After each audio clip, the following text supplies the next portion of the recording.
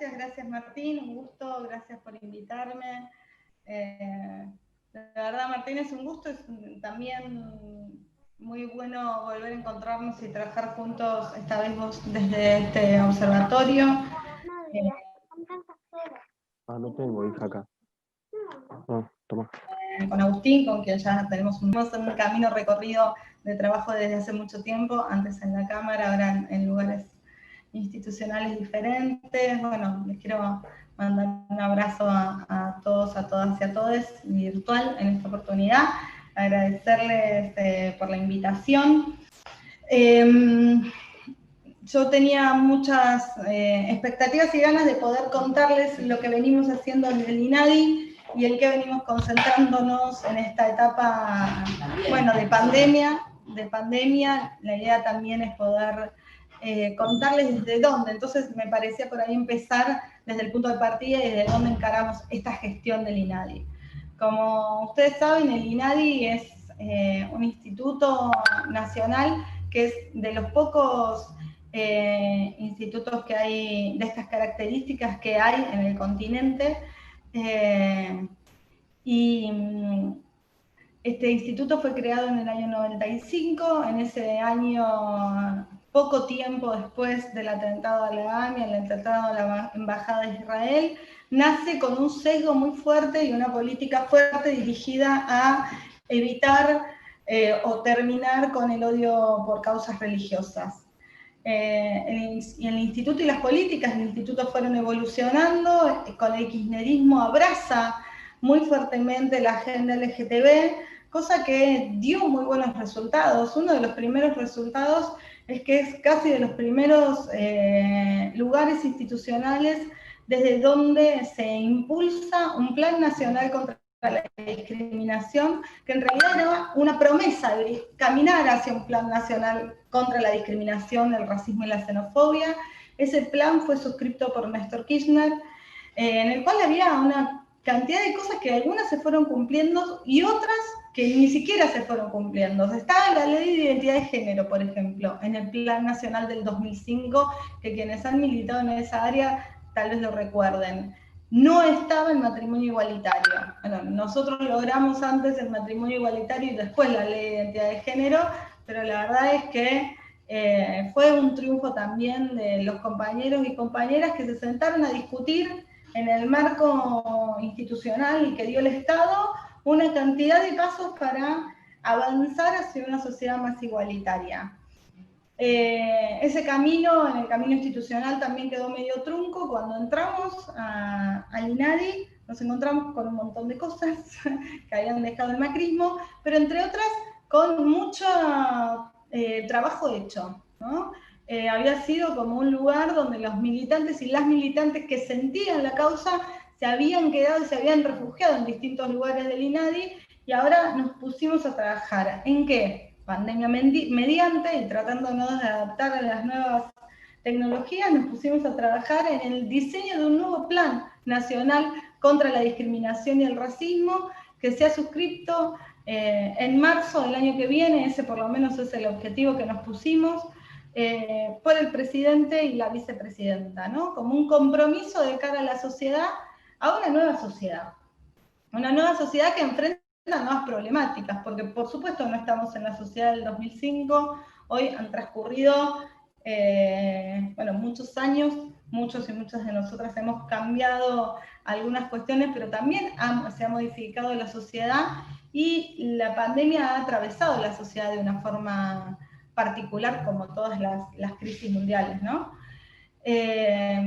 Cuando entramos al INADI, lo primero que todos nos preguntábamos era cómo hacer para empezar a gestionar y mirar desde otro lugar la sociedad, ¿no? Entonces yo recuerdo de algún periodista por ahí que me preguntó, bueno, ahora vas a trabajar para las minorías, vas a empezar a militar para las minorías.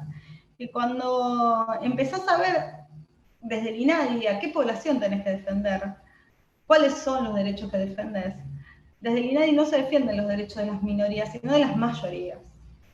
Primero porque la primera causa de discriminación en nuestro país es pobreza asociada a racismo. Los pobres y negros de mierda son los más discriminados, negras de mierda. Es uno de los insultos más conocidos y más populares. Y tiene que ver con un sesgo racista, con un sesgo colonialista. Esa estructura colonial que fuimos heredando y que continúa hasta hoy, ha acumulado privilegios en las mismas castas dirigenciales y ha acumulado prejuicios en los mismos sectores de la sociedad. Por eso creemos que el Plan Nacional es un plan nacional contra la discriminación y el racismo. Y poner al racismo en el centro de la escena no es casual. Tiene que ver con un debate actual, no solo en el mundo, sino también en la Argentina. Nosotros tenemos la idea que somos un país que no es racista, cuando somos un país profundamente racista, estructuralmente racista y por lo tanto institucionalmente racista, y de hecho esto se va, lo podemos ver apenas asomamos la nariz a alguno de nuestros barrios populares. Si vos vas a una villa, no está llena de rubios de ojos celestes. Eso tiene que ver con cómo se han ido estructurando los privilegios y la división de bienes en la sociedad. Por eso estamos convencidos y convencidas que uno de los sesgos y señas de nuestra gestión tiene que ser discutir la interseccionalidad en cuanto a la violación de derechos humanos con los actos de discriminación, racismo y xenofobia. ¿Cuáles son los grupos más vulnerados? Son aquellos grupos que se encuentran en el centro de esas interseccionalidades. ¿De qué interseccionalidades? De los sistemas de poder. Nuestra sociedad se construyó sobre 3 sistemas de poder que generaron dominantes y excluidos. El patriarcado deja excluidos a las mujeres, en las diversidades, en las disidencias. El capitalismo, que deja excluidos a los pobres, las pobres, les pobres. Y el racismo, que solo incluye a los blancos con rasgos más europeizados, en un país además absolutamente eurocéntrico, donde ese modelo racista triunfó, tanto que hemos negado en nuestra historia nuestra herencia afro y nuestra herencia originaria. Por lo tanto, esa es la mirada que le ponemos a cada uno de los foros de la sociedad civil que estamos organizando para caminar hacia un nuevo Plan Nacional contra la Discriminación. ¿Por qué digo esto?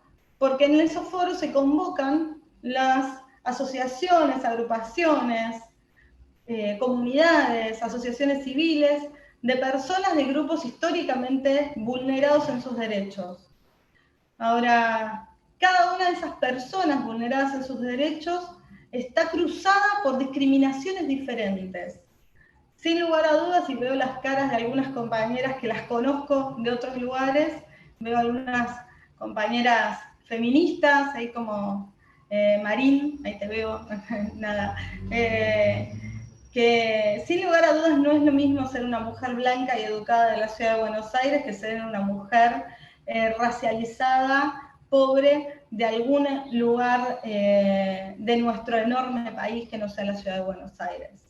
Porque a estos 3 sistemas de dominación y de exclusión, yo le agregaría otros 2 ejes transversales que también generan exclusión y discriminación. El primer eje transversal tiene que ver con la cuestión territorial. Y Hugo Yaqui me asiste porque es cierto. No es lo mismo el reclamo, no se escucha de la misma forma el reclamo de los compañeros docentes de la ciudad de Buenos Aires que de los compañeros docentes de algún lugar de Catamarca, Jujuy o alguna otra provincia del país. Porque la cuestión territorial en nuestro país pesa. El modelo sobre el cual está construido nuestro país es un modelo que excluye a quien no vive en el centro. Y la frase Dios está en todos lados, pero atiende en Buenos Aires, para el que cree en Dios o no cree en Dios, tiene que ser igual de lamentable, porque es lamentablemente cierta. No es lo mismo ser una artista en Córdoba, en Mendoza o en alguna provincia que ser un artista en la ciudad de Buenos Aires, o dedicarse a alguna ocupación que necesite mostrarse mucho, porque las luces están acá y todo se ve mucho más acá. Y eso ocurre porque uno de los rasgos de nuestra sociedad es este corte territorial que tenemos. Pero también ocurre dentro de las provincias, porque no es lo mismo vivir en la ciudad de Córdoba que vivir en alguno de los pueblos alejados de la ciudad de Córdoba. Sobre esto también tenemos que pensar y analizar, porque cada una de las políticas públicas que impulsemos desde un plan nacional antidiscriminación, y yo me imagino una política destinada a que las mujeres suframos menos violencia, la tenemos que pensar desde ese lugar. ¿Qué respuesta le vamos a dar a la compañera que vive cerca de la ciudad y que es educada y que terminó la universidad? ¿Y qué respuestas le vamos a dar a otras compañeras que sufren además otras discriminaciones? Eso es la interseccionalidad. Porque si solo hablamos de interseccionalidad y no analizamos ni los orígenes ni el resultado de la interseccionalidad, lo único que hacemos es repetir un término que hoy está de moda y lo dice la ONU, pero que lo vaciamos de contenido. Y eso es un problema. La raíz de que exista la interseccionalidad en las discriminaciones es que en las feministas también no solo tenemos que hablar de la cuestión de género, sino que tenemos que hablar del racismo y el clasismo que termina generando hacia adentro de las propias mujeres no un sujeto colectivo homogéneo, sino distintos tipos de subjetividades, de problemáticas, de discriminaciones, de sufrimientos y de violencias. Esa es una de las miradas que le agregamos a estas cuestiones que tienen que ver con la discriminación. El otro corte transversal que se hace es por la edad, ¿no? Hoy, hace unos pocos días, participé en un encuentro que lo organizó Loana Bornovich, quien hoy dirige el PAMI, que es en contra del edadismo, ¿no? ¿Qué es el edadismo? El edadismo es algo que tenemos tan naturalizado que las compañeras y los compañeros también, porque ya hay algunos que se han llamado bastante, lo compramos en las farmacias y se llaman cremas anti-age. Si es algo que es anti, es algo que no queremos. Anti-age es anti-años, y por eso vivimos en una sociedad que discrimina a los viejos, y donde lo viejo nos parece malo, porque en realidad lo viejo nos parece malo porque vivimos en una sociedad capitalista, donde si no estás en la edad de producción, no servís más. Las mujeres sufrimos más ese tipo de discriminación, sí, compañeros. A ustedes las canas los hacen más interesantes, nosotras no las tapamos. Más allá de que a alguno de ustedes también se los pueda tapar, que está todo muy bien, nosotras nos tapamos las canas porque es disvalioso para las mujeres sentir que no es más una productora y reproductora de la mano de obra en una sociedad de estas características. Por eso la palabra viejo suena peyorativo, por eso no se habla de viejo, vieja. Por eso cuando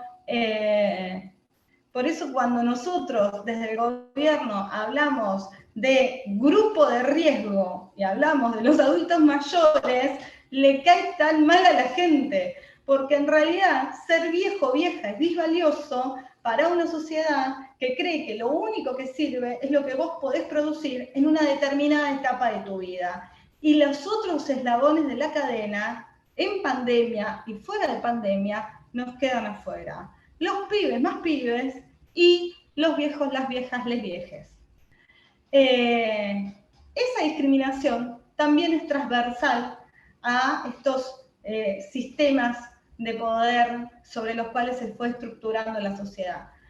Desde ahí es de donde nosotros encaramos para empezar a discutir cuáles son los diferentes tipos de vulneraciones a los derechos que tienen los grupos históricamente protegidos por las convenciones internacionales contra la discriminación, el racismo y la xenofobia, ¿no? Porque por supuesto que no es lo mismo poder pertenecer a una sociedad que te incluya, aunque vos tengas una discapacidad, pero si es una sociedad que te incluye, aunque vos tengas una discapacidad, pero te excluye porque sos viejo o vieja, seguís teniendo problemas. Entonces, para poder tener una mirada integral y respuestas integrales a las violencias que sufrimos cada una de nosotros, es que desde el INADI, desde hace 4 meses, 3 meses en realidad, porque primero tuvimos que adaptarnos al Zoom, 3 meses, empezamos por la Patagonia y estamos terminando por la ciudad de Buenos Aires, con foros de la sociedad civil, para que sean las organizaciones territoriales quienes nos digan cuál es su mirada acerca de los desafíos que el Estado tiene que asumir si quiere realmente construir una sociedad más inclusiva, con lugar para todos, todas y todes. Estos foros de la sociedad civil están terminando. Vamos a continuar con una convocatoria por primera vez desde que la ley se creó al Consejo Federal contra la Discriminación y el Racismo. Y queremos involucrar también en esta discusión de un nuevo Plan Nacional contra la Discriminación a los compañeros y compañeras legisladores, diputados nacionales, senadores nacionales, que tengan representación y que estén trabajando en áreas que tengan que ver con esta temática y con el plan. Porque nos parece que luego muchos de estos compromisos se tienen que reflejar en acciones legislativas que podemos llevar de conjunto. Bueno, hasta ahí y quedo disponible para preguntas si es que tienen. Gracias. Nosotros lo que estamos haciendo es, en cada una de las provincias hay delegaciones provinciales. Las delegaciones provinciales, ustedes saben que desde hace 4 años fueron vaciadas.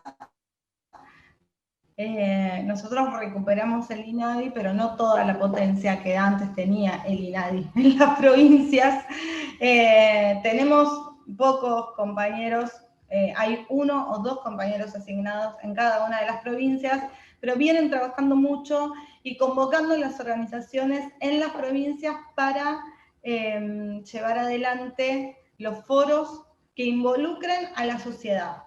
¿Cómo hacer para que lo que nosotros armemos a nivel nacional se pueda armonizar con las provincias? Estamos convocando por primera vez al Consejo Federal contra la Discriminación y el Racismo.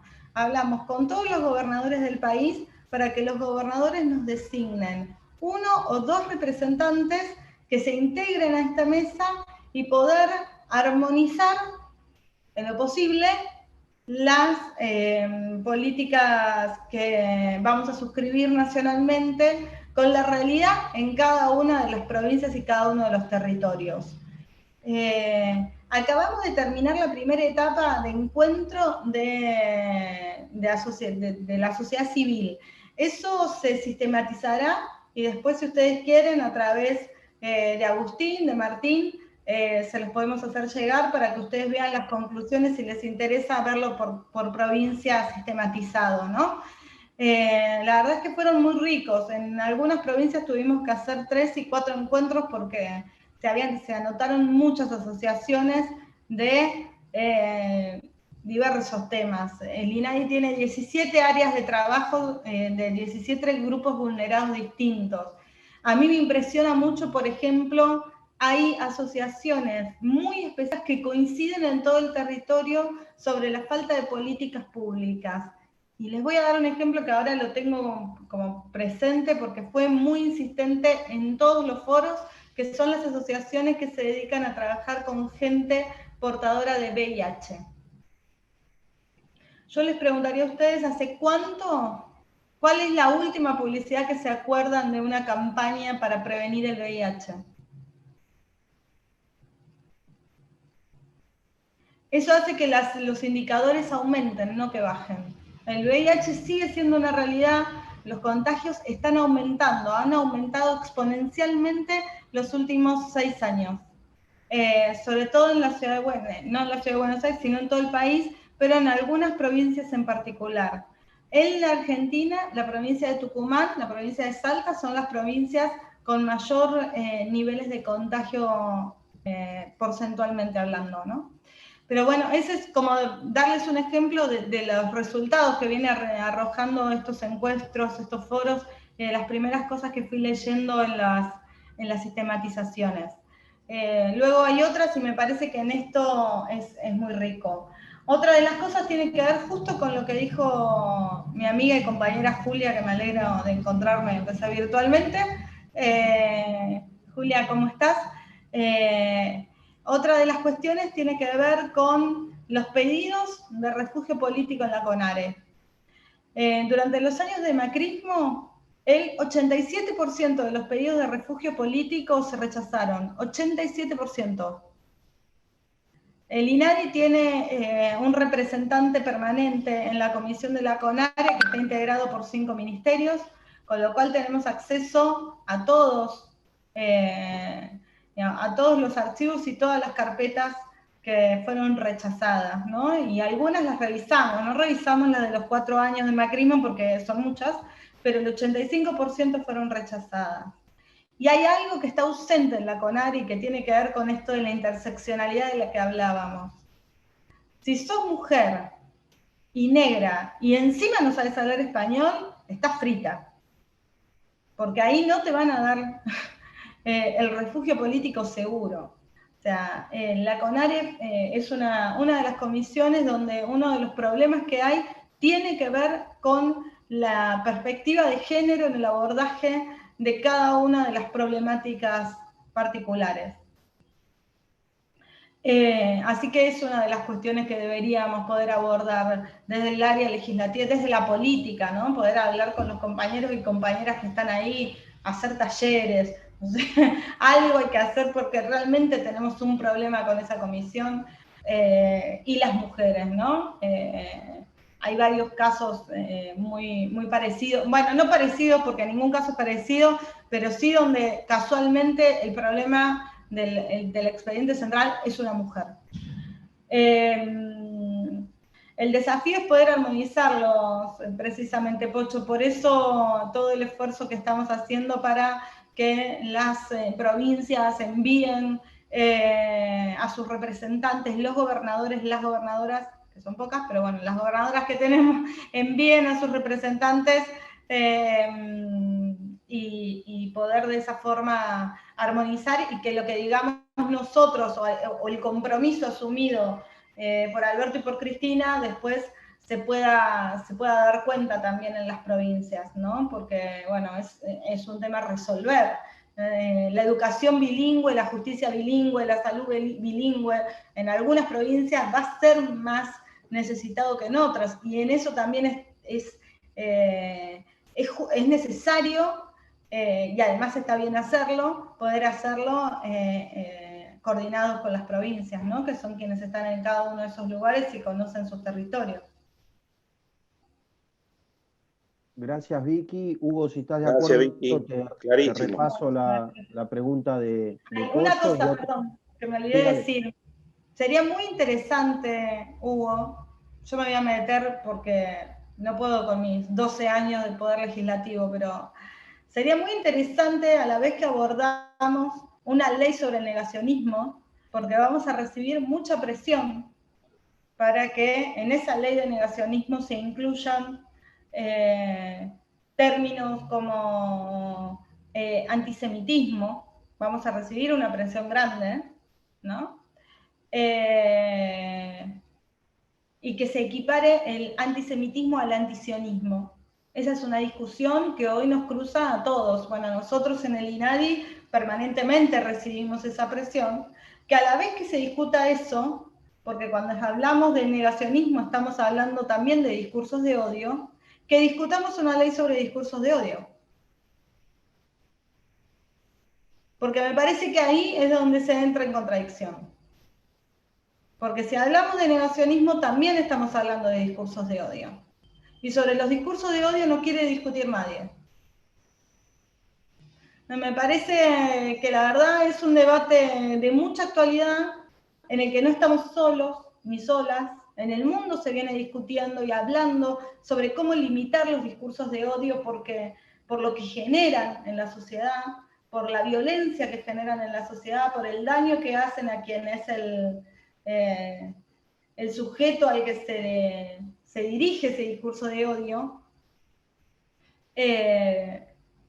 porque no nos pueden decir que solo lo estamos discutiendo en algunos sectores. No se está impulsando precisamente en Bolivia o Venezuela, se está impulsando en Alemania y en Francia. Alemania hace 2 años tiene una ley que específicamente elimina de las redes sociales las expresiones o los discursos de odio. Los saca de la red. Francia, Miss Macron, Alemania, Angela Merkel, hace un año sancionó una ley sobre discursos de odio. No es precisamente de lo que nos suelen acusar siempre. Entonces creo que de la mano de leyes que tengan que ver con el negacionismo y de las presiones que vamos a recibir, es muy interesante que podamos discutir una ley que limite los discursos de odio.